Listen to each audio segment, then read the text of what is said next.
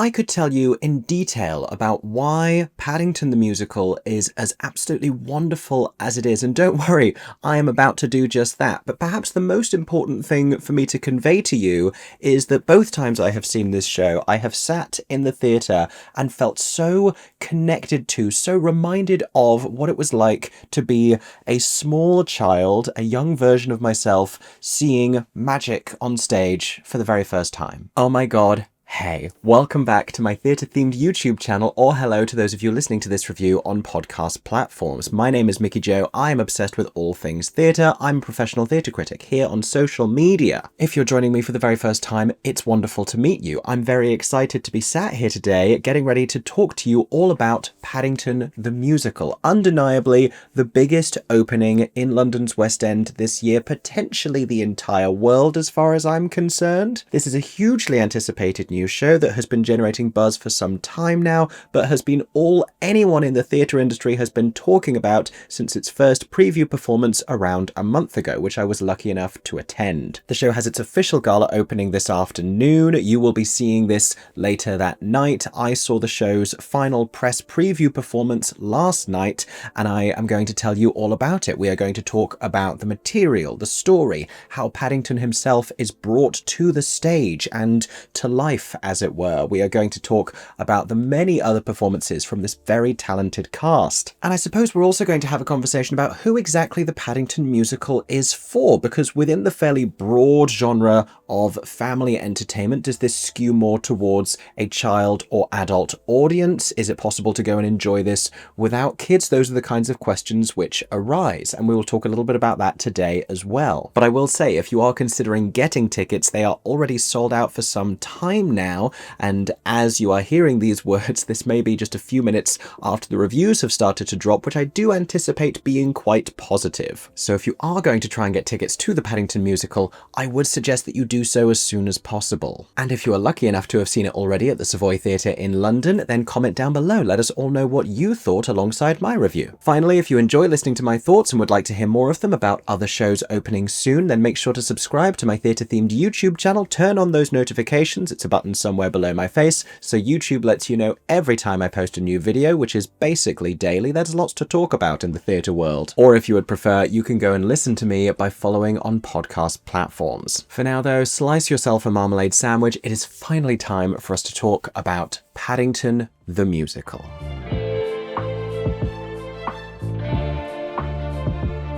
Now, I've said it before, I'll say it again. This could have been a relatively lackluster show, a very commercial, sort of cheap enough version of Paddington Bear on stage, and I think it would have sold really, really well for some amount of time regardless. Potentially sales would have dropped off after a certain point, given possibly reviews, possibly word of mouth, but Paddington Bear, my point in all of this, is that he is such a cultural icon at this point. If you have wandered the streets of London, you have seen little Paddington Bear plushes, just like the ones they're selling at the show, for sale in the windows of various different shops. You may have seen the Paddington Bear experience. You may have seen Paddington Bear themed afternoon tea bus tours. Paddington is so culturally beloved within the UK that any version of a big splashy Paddington musical in the West End was always going to be a hot ticket for families. It is thrilling news then that the musical is as artistically rewarding as it is, and the combination of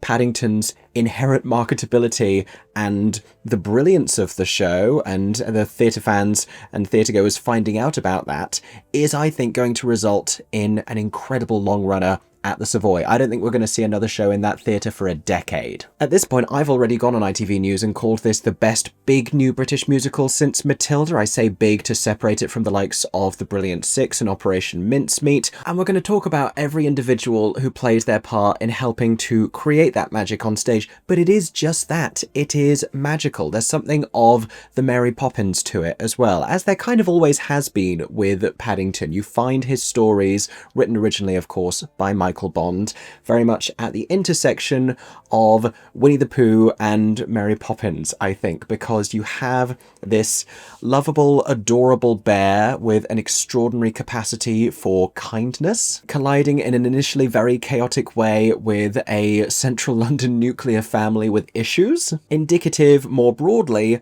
of people who we welcome into our lives, perhaps reluctantly, strangers who we meet, who have the ability to change our lives for the better, expanding our understanding not only of what family is at this most basic and literal level, but also of what community is. The musical contends with that conversation as well, because it is, as always, a story about Paddington being discovered by the Brown family at Paddington Station, for which he is named because his own original bear name is impossible to pronounce, going with them to their home in Windsor Gardens, where after something of an initial challenging teething period, he manages not only to improve their lives and bring the entire family closer together and foster greater understanding between Mr. and Mrs. Brown, between the generations, but also really find the heart of this community and this neighbourhood and, you know, all of London. Why not? And I'm talking about community, and I'm talking about London, and I'm talking about welcoming strangers into your home and into your family. And the thing about Paddington is he is a immigrant Peruvian bear who arrives at a London train terminal asking for help and asking for understanding. And it has always been, for decades now, a story about compassion and a story about this family in this city who would welcome in an immigrant. And it uses a small little fluffy bear in a hat and a trench coat in order to kind of soften that story, but that's really what we're talking about here. And I give the writers, that is Jessica Swale, book writer Tom Fletcher on the score, as well as director Luke Sheppard, an extraordinary amount of credit for committing to telling that story in a way that is authentic in the current socio-political moment. You didn't think you'd hear the word socio-political in a Paddington the Musical review, but guess what? You just did.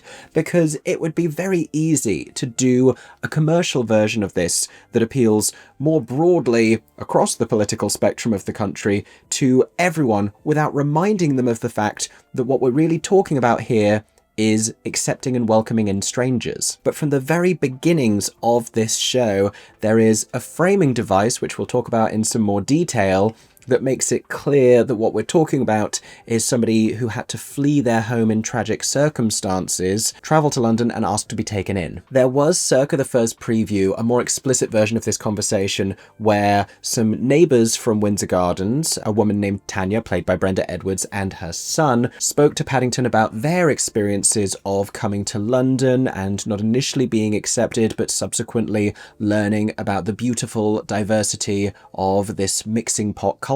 That is no longer in the show because it is still running a little bit on the long side at 2 hours and 40 minutes. There is an awful lot of story to tell here, and there are so many characters played by so many wonderful character actors. But my point in all this is, if you, like me, were beginning to feel a little bit jaded by all of the Paddington Bear iconography around perhaps the time of the passing of Queen Elizabeth II, when for some bizarre reason Paddington Bear became this remarkable symbol of devotion to the late Queen, in a country which is now sadly slipping steadily and scarily back towards far-right politics, rest assured that this Paddington story has its heart entirely in the right place.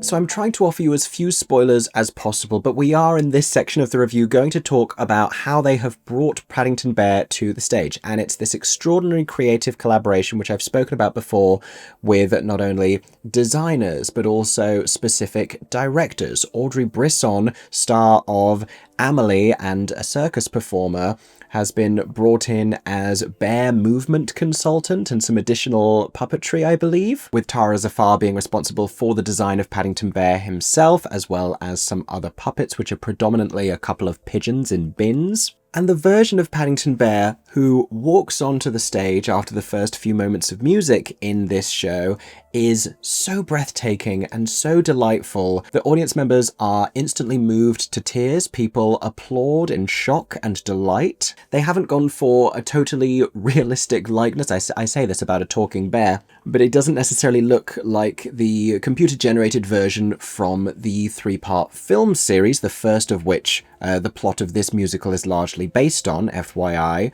but he looks more like a sort of a teddy bear come to life. But he is entirely believable because of the way that he is realised on stage, because he is actually inhabited and portrayed by a human performer on stage in conjunction with another performer off stage who is providing Paddington's speaking and singing voice, as well as puppeteering his mouth. And the actual movement thereof is very intricate because it's not just a sort of bog standard open close, but there's some sort of movement in the cheeks. And so the opening and closing of the mouth, it doesn't make different sophisticated shapes. That would be altogether too complicated.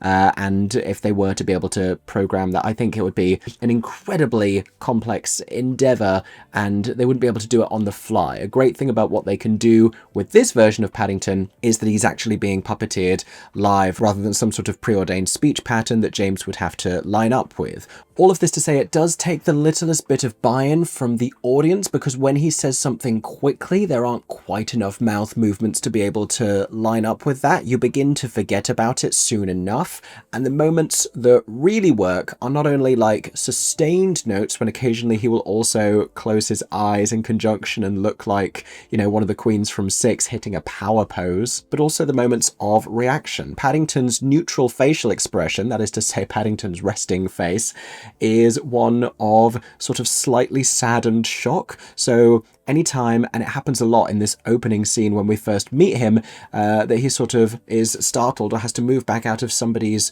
way or something upsetting happens, it's so adorable to just watch him react to that. And the scale of him alongside everybody else, that it is this little Paddington-sized bear on stage, is the first thing that is heartwarming. And then subsequently, you see him start to move around. That's the next thing. You can see him breathe. Then you see him blink. And then finally, when he begins to talk, it's awe-inspiring. You can spend, if you choose to, the next few scenes just watching Paddington in delight as he gradually begins to do more and more. It's adorable watching him sit himself down on a bed and tuck himself into it. The littlest things that shouldn't be sweet are, because it's Paddington Bear. It's this very well-known and very well-loved character finally real before our eyes. It's this inexplicable thing that you dreamed of in childhood but learned as a jaded adult could never possibly be. So for those 2 hours and 40 minutes, something bigger than musical theatre storytelling is happening.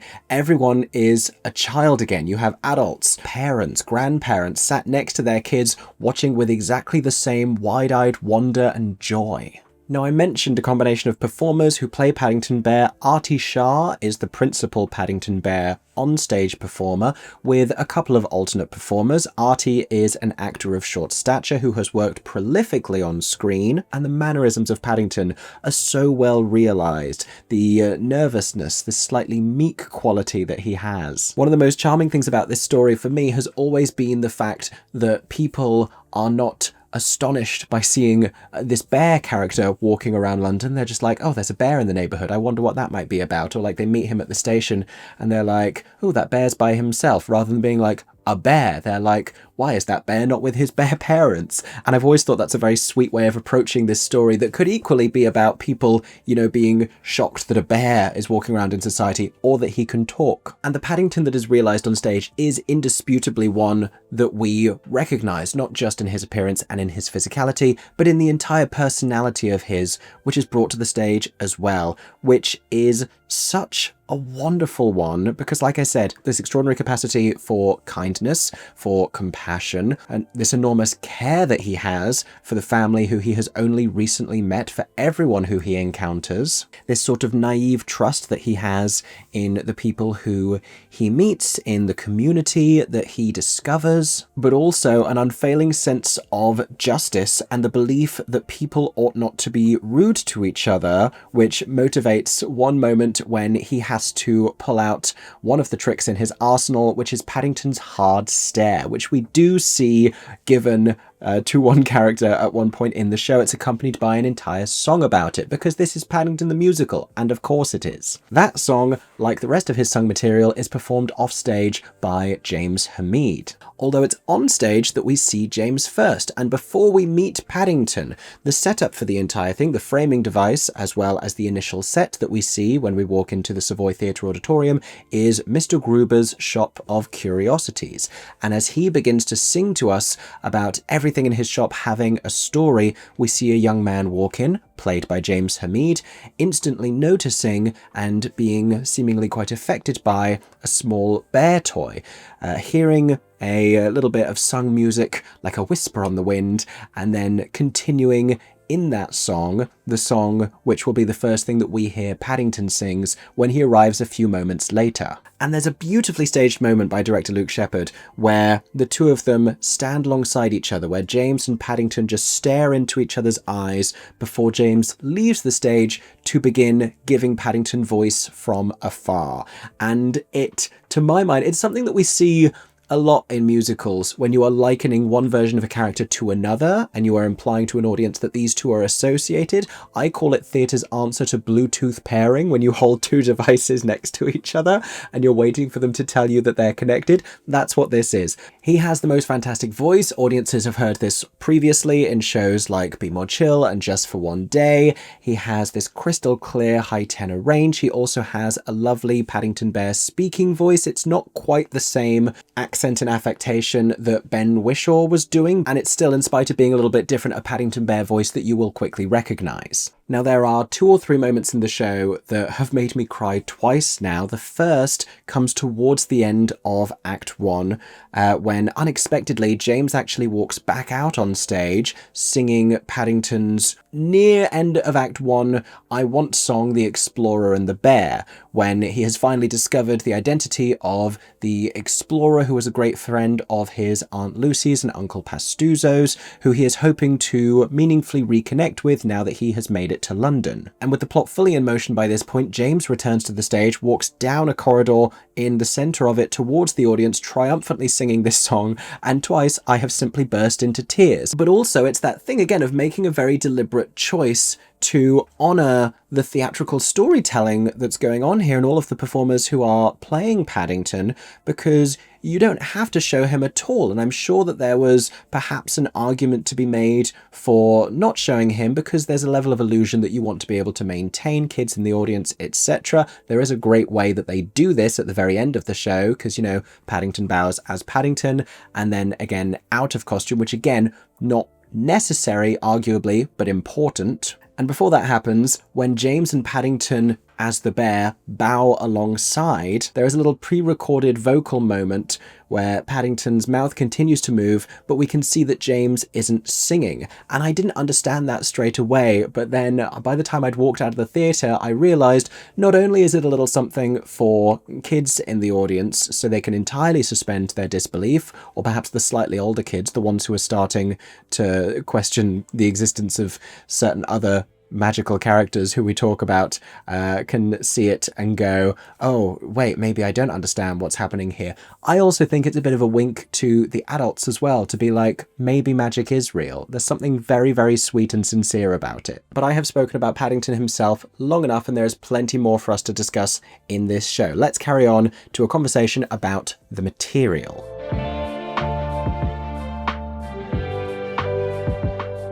So, book by Jessica Swale, score, that is to say music and lyrics, by Tom Fletcher, based both on the book A Bear Called Paddington by Michael Bond and the film adaptation, the first film really, from STUDIOCANAL. Paddington the Musical, like I said, tells the familiar story of this young bear travelling from Peru wearing a tag around his neck that has been placed there by his Aunt Lucy, beseeching strangers of London to please look after him. He reminds us of an important story about kindness, acceptance, community, and the book of the musical from Jessica Swale meaningfully, charmingly, and accessibly articulates all of these ideas. I mentioned before that the musical reminds you of what the real meaning of this story is, but at no point does it feel particularly politicized. It feels like an honest story about these characters interacting with each other. There's a bit of a shift from the film, which I would say is predominantly sort of a platonic love story between Paddington and Mr. Brown himself,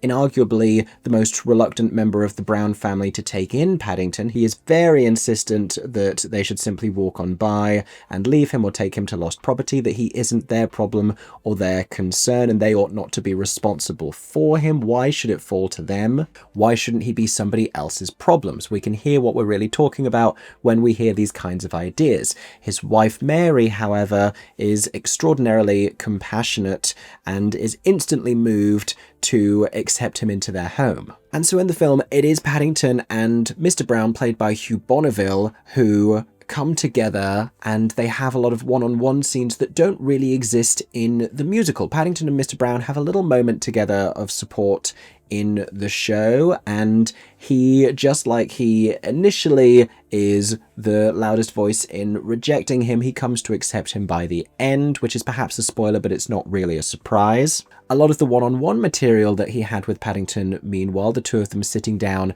to have tea together, Paddington obviously enjoying a marmalade sandwich, now passes to a different character, Mr. Curry, who we've seen on screen before. He is the local busybody. He's the head of the Neighbourhood Watch Association, as well as a taxi driver, this being a combination of a couple of different characters. He's portrayed by Tom Edden. We'll talk about his fantastic scene-stealing performance later, but all of this to say that the narrative has shifted somewhat, and it's more about the Brown family as an entire unit. If there's one emerging member of that family, it is Mrs. Brown and not Mr. Brown, because we have a few more one-on-one interactions between her and Paddington, the first of which actually blooms into an entire song when she talks about her passion and her career as a comic book creator and illustrator, and the superhero characters who she has been conceiving since childhood, her desire to save the world and be a great mother and feel connected to the young people that her children are turning into. Interestingly, in dialing back on Mr. Brown a little bit and having him be a risk analyst who is concerned about this possible promotion at work, who is very resistant to the idea of change and insists that his family have no problems at the beginning, which is absolutely untrue. The Browns have kind of started to look a little bit more like the Banks family from Mary Poppins. I said before that there is an awful lot of plot for us to get through. There are an awful lot of characters on stage, many of whom remind us of the important values of Paddington Bear, like the lovely Mr. Gruber, like the flashbacks we get to the kind-hearted explorer who, after encountering these Peruvian bears, point blank refused to bring them back to London or disclose their whereabouts to the malicious Geographers Guild. Speaking of whom, we also have a few characters in the show who remind us of the values that Paddington stands in opposition to, the bullies and the thieves and the evil people, one of whom is our principal antagonist, Millicent Clyde, portrayed on screen by Nicole Kidman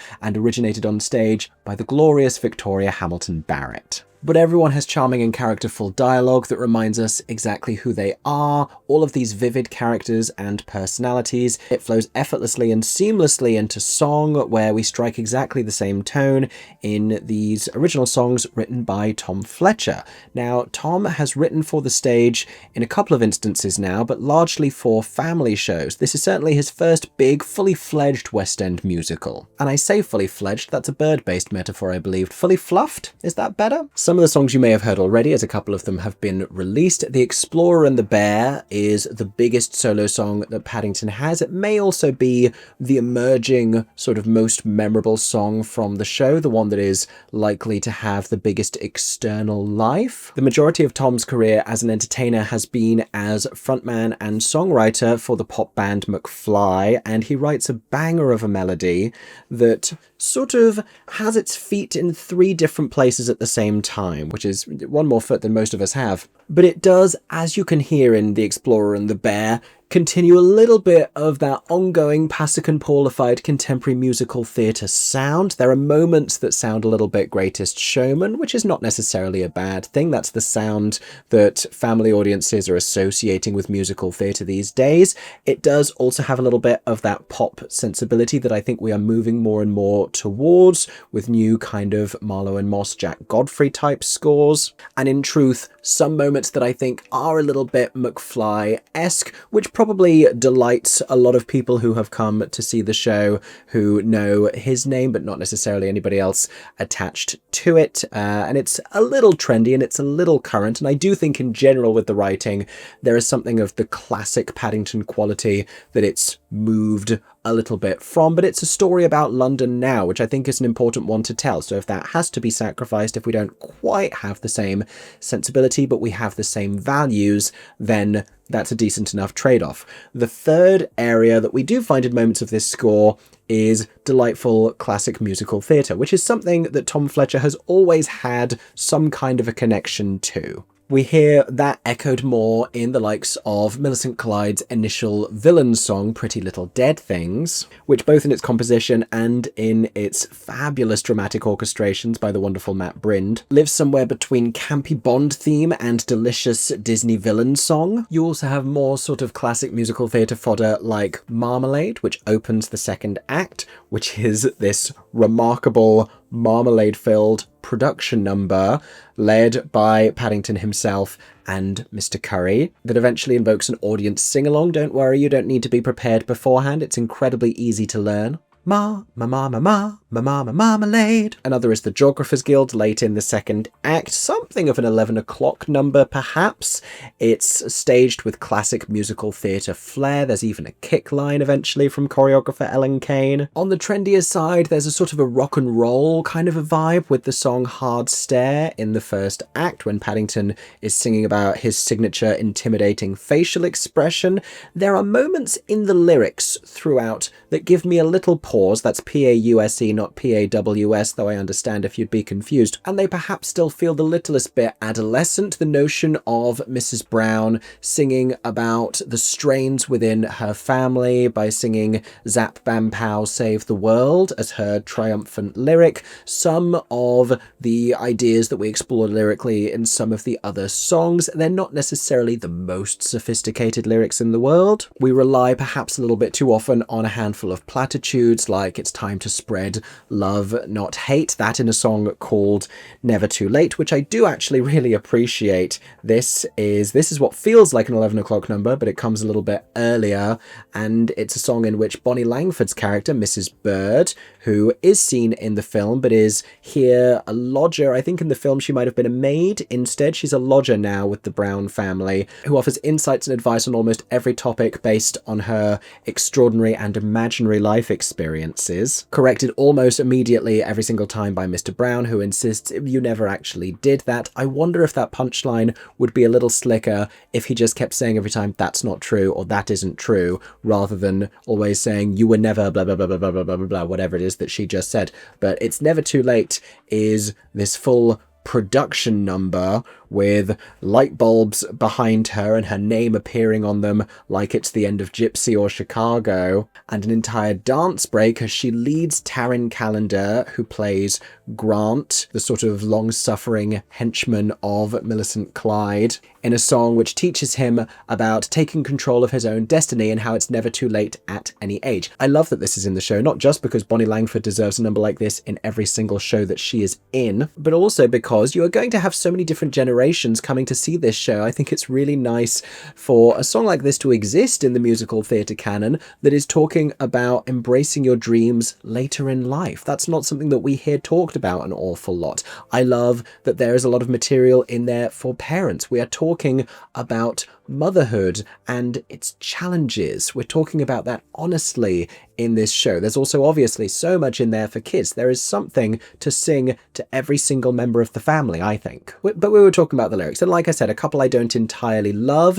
When Paddington first goes to the Browns and is accidentally destroying their house and they're singing "Don't Touch That," it feels a little bit basic. However, when it gets reprised almost immediately afterwards, the lyric takes on a new meaning as Mrs. Bird is trying to have an honest emotional conversation with Mr. Brown about his relationship with his wife and his kids, and he says to her, "Don't touch that," to mean let's not talk about that, like don't get on to that. It also gets reprised later in the second act meaningfully as well. And finally, a song which is unlike any of the others, but which is another sort of fun anthem of the musical, which is "The Rhythm of London." And it's a sort of a Latin American samba carnival kind of a feel, perhaps meant to invoke a little bit more of Paddington's own Peruvian heritage. But it's led by Tanya, and it's a song of the neighborhood that evolves into this highly choreographed celebration of the joys of the City of London. The best and most aspirational, understanding, beautiful version of which is portrayed almost as its own character within this musical as well.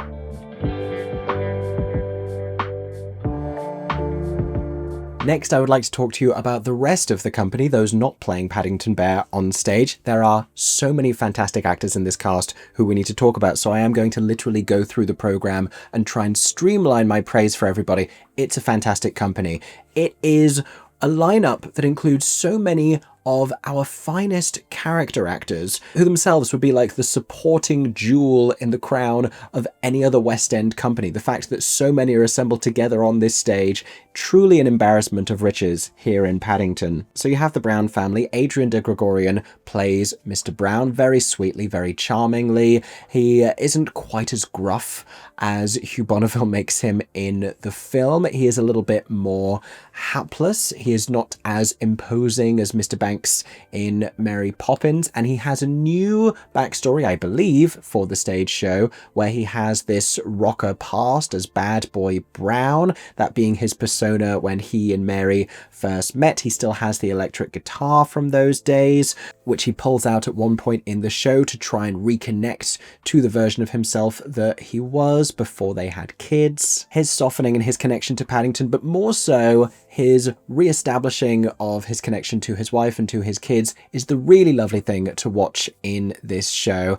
as is the sort of comical way in which he does yoga. Amy Ellen Richardson, though, has a true emotional arc as Mrs. Brown. She has some really moving material when she's trying to get through to her daughter, who is in something of a surly teenage phase. The Brown children are played by Delilah Bennett-Cardy as Judy Brown. She only gets one little vocal solo moment, but it's a really great sing from her, and she's a fantastic young actress as well. And it's lovely to watch her Judy go from being a annoyed and perpetually embarrassed teen to actually having a more honest and open conversation with her mum. Jonathan Brown, her younger brother, is played by multiple different performers in rotation. I have seen Stevie Hare play this role twice, who was terrific. Jonathan's whole thing is that he reads encyclopedias and he knows all of these different facts, which means he is able to dispense knowledge at one point in a little musical patter song as he tells Mr. Curry all about the taxi driver's code. Very, very funny. Next, we have their neighbours, played by Brenda Edwards as Tanya, who is very warm, very vibrant, just brings a lot of earnest joy to the stage.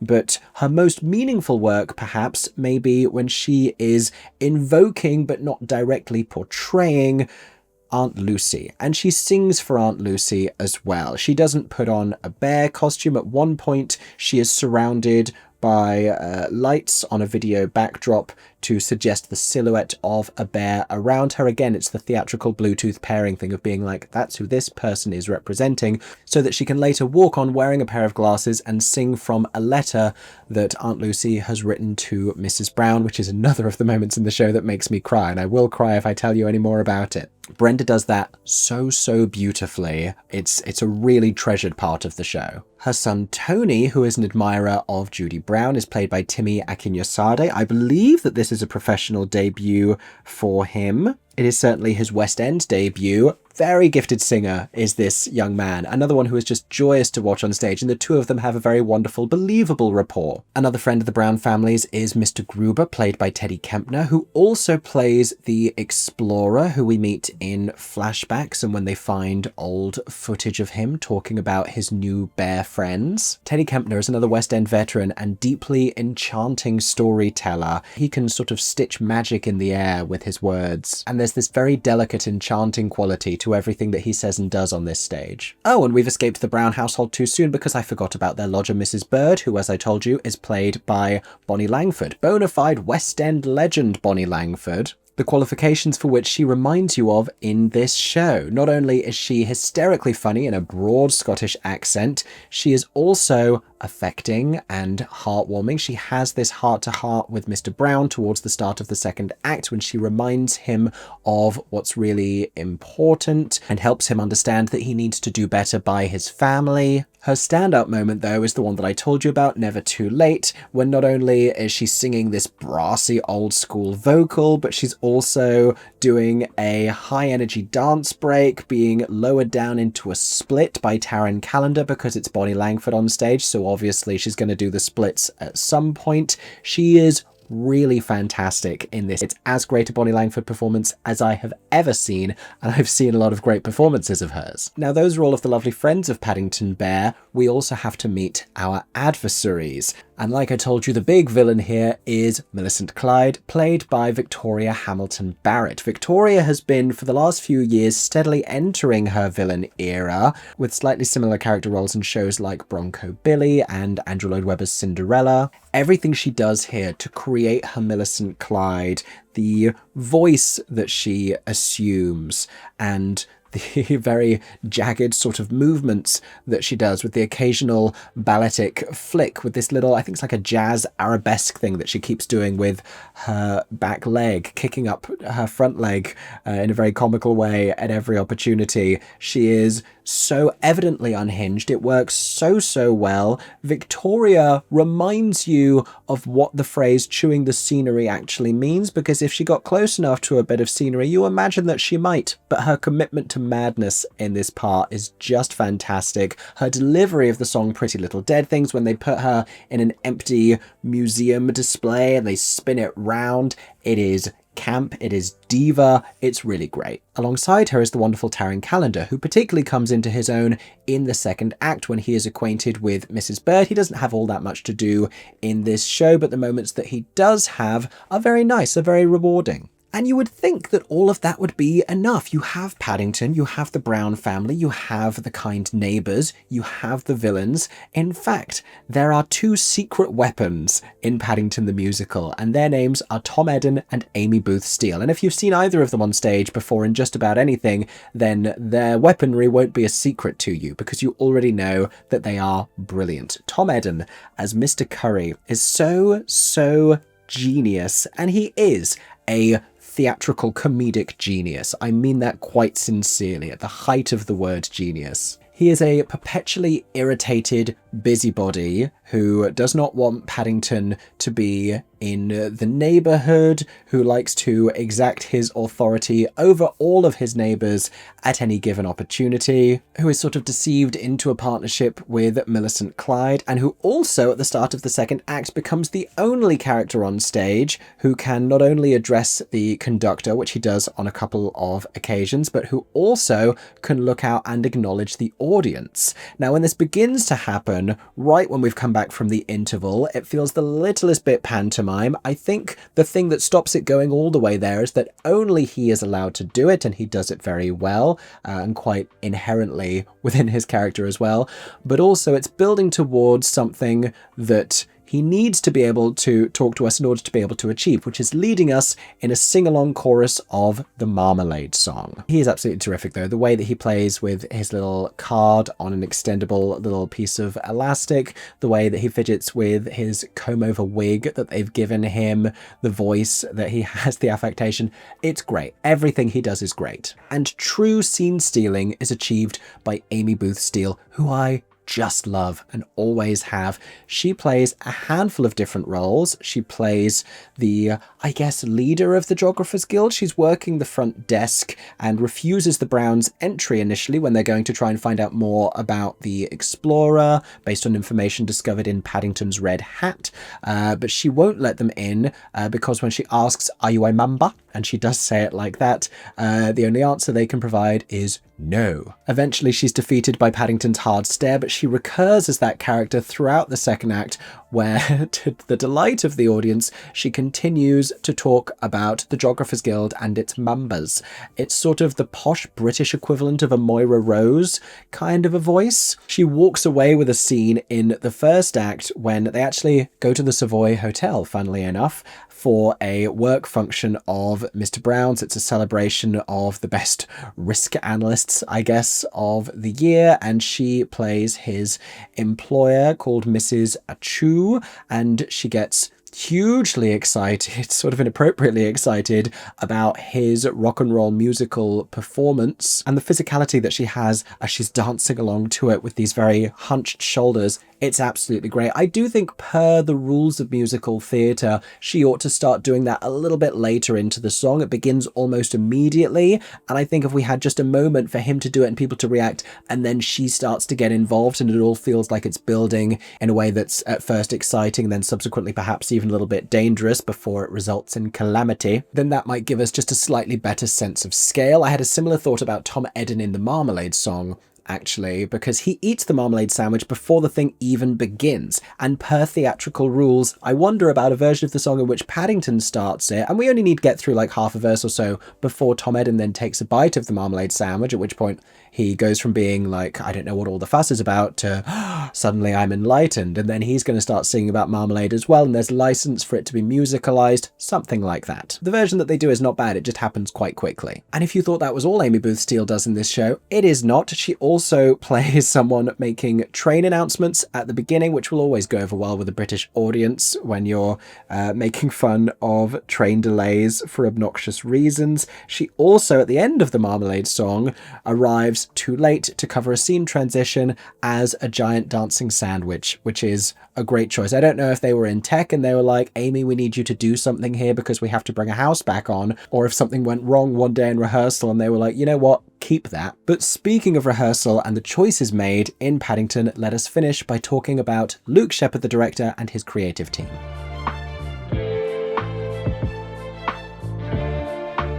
Now, Luke is this rising star director, particularly in the world of British musical theatre. I've been saying that for a few years now, and at this point it feels moot to point it out because, you know, he's the director of Paddington, which is the greatest thing currently anyone can aspire to. He feels, in many ways, like the yin to Jamie Lloyd's yang. I will explain why. The two of them have been simultaneously on meteoric creative rise, but while Jamie Lloyd's aesthetic is very stripped back and sort of dark and brooding and intense, Luke has been doing a lot of great work creating shows for family audiences, putting joy and silliness and camp on stage with shows like And Juliet and Starlight Express, the new production in Wembley at the Troubadour Theatre, and then now in Paddington. But he hasn't only worked on family shows, and something that you can see in almost all of the work that he has done is this beautiful sentimentality and the ability for a meaningful message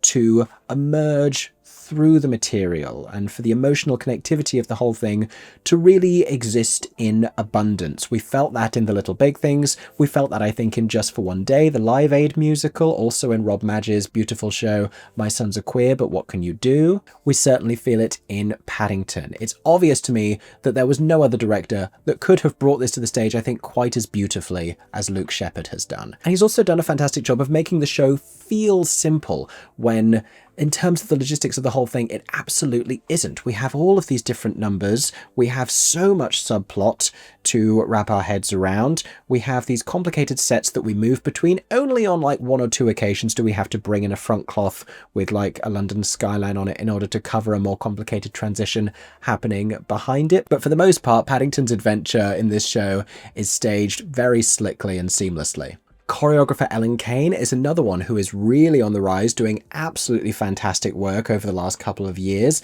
I do really enjoy the variety that we get between more contemporary moments of choreography in this, as well as the more classic, the more traditional. I mentioned the kick line in the Geographer's Guild, but I also like the villainous choreography in Pretty Little Dead Things. I mean, Rhythm of London is definitely the huge production number of the show and the choreographic highlight. It's satisfying, it's athletic, it is high energy. It's the people who you're going to see when you leave the theatre, or who you have seen on the way to the theatre, exploding into joyous dance. And they're doing all of this wearing costumes designed by Gabriella Slade, another one who is this rising star name, who has recently become an Olivier Award winner, who was the costume designer not only for Starlight Express but also for Six. And the designs in Paddington stand entirely apart from a lot of the work that she has done before with the peplums and with the kind of space age kind of style. And while for the most part it's more sort of everyday clothes, I love that it finds a style that feels sort of half contemporary, half vintage nostalgic, especially in the way that like Mrs. Brown is stylized. It's so characterful. I love the yellow. I love the use of color in all of these costumes, actually. You will often see an accent color in the opening when everyone's in the train station. It's a sort of a dark teal being echoed through various different non-matching costumes. Everyone's wearing slightly different things. In the Rhythm of London, we're playing a lot with oranges and reds. There's a moment where there's a little bit of a neon yellow feature coming through. I love the tailoring of Millicent Clyde's costume. The skirt that she wears, I think, is so intense and just inherently villainous. And because these are characters who are all slightly cartoonish, the costuming needs to convey that as well, especially because it's a family audience, especially because we're telling this story to young audience members. And I think Gabriella's great work on this is a really big part of that. I also want to talk about Tom Pye's scenic design, which is like classic West End set design with these different pieces coming on. I mean, it's a gorgeous space that we have at all times, which is sort of these very tall shelves, this blue sort of twinkling skyline extending out into the Savoy Theatre auditorium, reminding me of how Mary Poppins was on the stage at the Prince Edward. But in all of these different boxes, you have like different things that will emerge out or descend down or appear or open to create a museum space, or Mr. Gruber's shop of curiosities. And it sort of always feels like we're in his shop because it's all these different things that tell different stories, but they also then are able to create different locations. They can take us to the Geographer's Guild, and set pieces come on for the Brown family home, which can do an awful lot of clever things as Paddington sort of plays and investigates and brings a certain amount of chaos. There's a taxi that can be driven onto the stage and driven off. One of the most transporting parts of this set design is a rear video screen, which has different designs on it. Video design and animation has been created by Ash J. Woodward, but I want to tell you about a few more of these creatives because it really is a beautiful collaboration, and it's one of those huge shows with so many moving pieces where none of this work would have come easily. So that's Gareth Owen's exceptional sound design, because of course it is, because his work always is. That's Neil Austin's lighting design, and that's Majid Adine for illustrations and additional animation. And there are a few more thrilling secrets of Paddington the Musical that I don't want to disclose to you at this time, because I encourage everyone to go and see this for themselves. In answer to my earlier question about who this was going to be for, I have gone to see this twice, the first time with my partner, the second time by myself. I have been just as transported and overjoyed and profoundly moved on each occasion, as well as being inspired by someone who just loves great new musical theatre. This is truly a fantastic musical, as well as being a great Paddington musical, as well as being a great family show. It fires on all cylinders, which is absolutely the best thing that we had hoped for when the show was announced. How brilliant that something seems set to be as successful as it is, and also happens to be so well made, so well written, and telling a story that is actually important as well, bringing Paddington into conversation with the London of today, like I said, and reminding audiences of all ages not only what it feels like to be a wide-eyed child again, but also of the importance of community and family. And I think this is a huge thing to say, but I think Paddington the Musical has the ability to send everyone back out onto the streets of London slightly better people than when we all arrived. I can think of little higher praise I can offer this show than that. Whoever you are, you can go and enjoy this show, I promise. And if you already have, I would love to hear what you thought in the comments section down below. Those have been all of my thoughts about Paddington the Musical. Right now, I need to rush to go and cover the gala opening, where I will be seeing the show for the third time. I feel incredibly lucky, but it absolutely won't be the last. Thank you so much for listening to my thoughts. I hope that you enjoyed. If you did, make sure to subscribe here on YouTube or go follow me on podcast platforms. And as always, I hope that everyone is staying safe and that you have a stagey day. For 10 more seconds, I'm Mickey Joe Theatre. Oh my god, hey, thanks for watching, have a stagey day. Subscribe!